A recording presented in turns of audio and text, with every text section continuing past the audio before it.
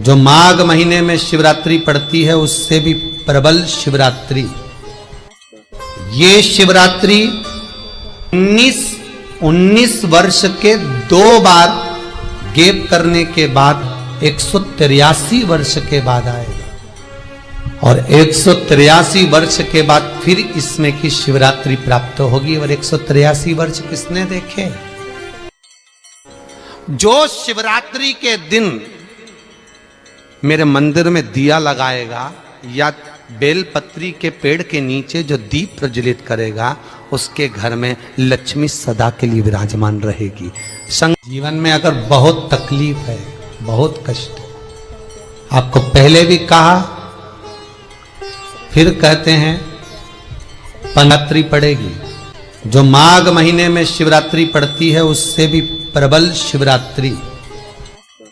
ये शिवरात्रि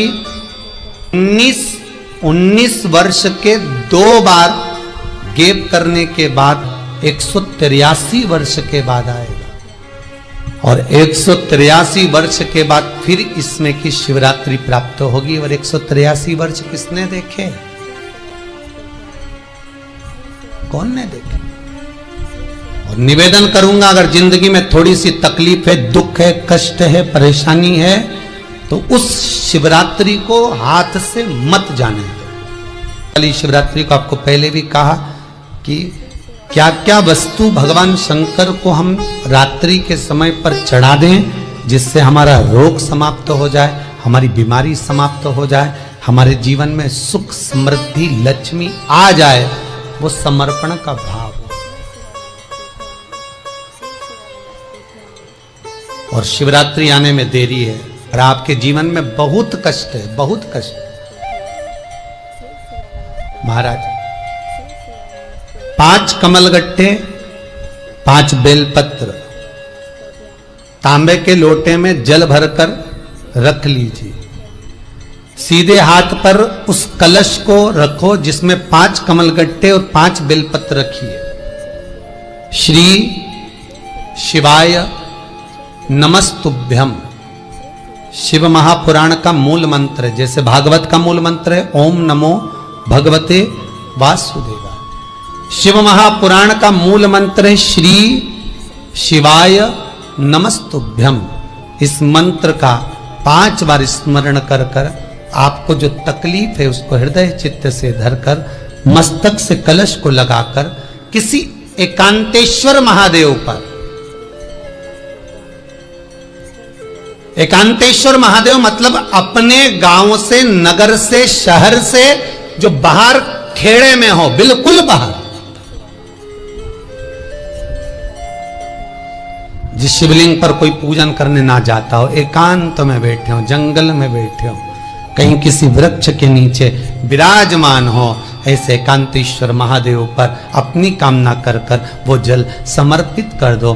1 बेलपत्र, 1 कमलगट्टा उठाकर अपने घर पर लेकर आ जाओ। जो तकलीफ बहुत ज्यादा हो रही है 5 दिन में आपको मालूम पड़ जाएगा, 5 दिन में अंतर आ जाएगा। शिव का अनुमोदन करो, शंकर का स्मरण करो। महाराज 183 वर्ष के बाद वापिस आएगा योग। ये योग पहले मिल जाता 19 वर्ष में, पर अब मिलेगा 183 वर्ष। बटकेश्वर महादेव और पिपलेश्वर महादेव। पिपलेश्वर महादेव जिस जगह पर दधीची ऋषि की धर्म पत्नी सुवार्च के सम्मुख में दधीची ऋषि के प्राण देवता ले लेते हैं, अस्थियों का कंकाल हो जाते हैं दधीची बाबा। उनकी धर्म पत्नी रोती हुई अपने पेट पर पत्थर मारती है गर्भ को नष्ट करने के लिए। वहां शंकर भगवान प्रकट होते हैं पीपल के पेड़ के नीचे। शिव जी का नाम पिपलेश्वर महादेव हुआ। जो बालक पीपल के पेड़ के नीचे जन्मा उसका नाम पिपलाद हुआ। 2 महादेव अपनी पुस्तिका में लिख कर रख लो, एक बटकेश्वर महादेव और एक पिपलेश्वर महादेव। अदालत में कोई कार्रवाई चल रही है, अदालत में कोई केस चल रहा है, अदालत में कोई बात चल रही है, नहीं जीत मिल रही, नहीं विजय मिल रही, हार गए, पेशियां लगा लगा कर, एक बार बड़ के पेड़ के नीचे बालू मिट्टी का शिवलिंग बनाकर उसकी पूजन करो। पूजन अर्चना कर कर दही 3 चम्मच नाम लेकर चढ़ाओ जिसके साथ केस चल रहा है, और 3 चम्मच दही चढ़ाकर उस दही को उठा लो और रुमाल पर उसके छापे लगा लो, सफेद रुमाल पर भगवान शंकर की पूजा अर्चना कर कर जल में विसर्जन कर दो बटकेश्वर महादेव का नाम लेकर, और उस रुमाल को घड़ी बनाकर रख लो। अगली पेशी जब हो उसको साथ लेकर जाओ, केस जल्दी निपटेगा, विजय प्राप्त होगी।